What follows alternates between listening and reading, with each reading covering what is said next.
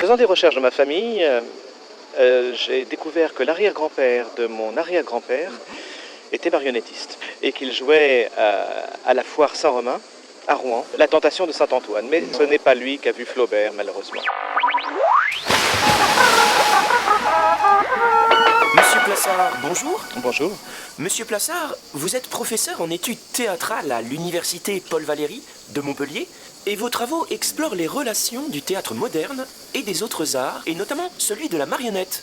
Oui, en fait, je crois que ce qui est très important aujourd'hui, c'est de désenclaver la marionnette.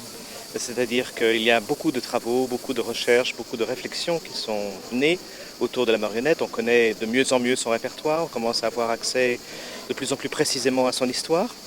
Mais celle-ci reste toujours l'affaire de spécialistes très spécialisés. Et personnellement, j'ai toujours cherché à faire des pas de côté. Donc la marionnette, c'est un pas de côté par rapport aux études théâtrales et réciproquement. Monsieur Plassard, pensez-vous que ce soit judicieux de proposer des spectacles de marionnettes au Festival d'Avignon, qui est traditionnellement réservé, on le sait, au théâtre d'acteurs? Mais c'est la même chose. Pour vous, acteurs, marionnettes, même combat? Il y a généralement derrière une marionnette un acteur, même s'il se cache, pas toujours d'ailleurs. Mais oui, et même je dirais même le théâtre d'automate, c'est aussi un théâtre d'acteurs d'une certaine manière. Des acteurs d'un certain type, bien évidemment, mais non, c'est l'histoire du théâtre. Pendant très longtemps, marionnettistes et acteurs ont joué exactement les mêmes pièces. Il n'y a pas de coupure. Il y a des savoir-faire particuliers, il y a voilà, l'apprentissage d'instruments. Mais ces apprentissages se sont aussi beaucoup éclatés aujourd'hui, c'est-à-dire qu'on n'est plus pour toute sa vie marionnettiste à gaine, on n'est plus pour toute sa vie marionnettiste à fil.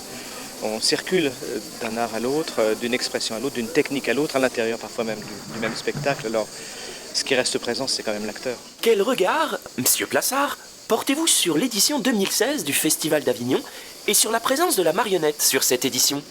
Bien justement, c'est une édition qui confirme ma conviction, je dirais mon engagement, et puis celui de beaucoup d'autres personnes aussi, de réintégrer la marionnette dans l'espace du théâtre.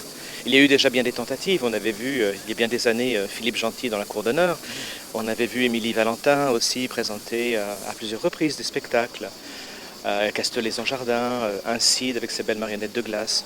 Mais ça restait toujours un peu des one-shot, hein, si on peut parler ainsi. Donc, sauf présentation d'une programmation très, très typée, par exemple autour des arts traditionnels de l'Inde ou des arts traditionnels de l'Iran aussi, la marionnette n'est jamais venue que vraiment au compte-gouttes.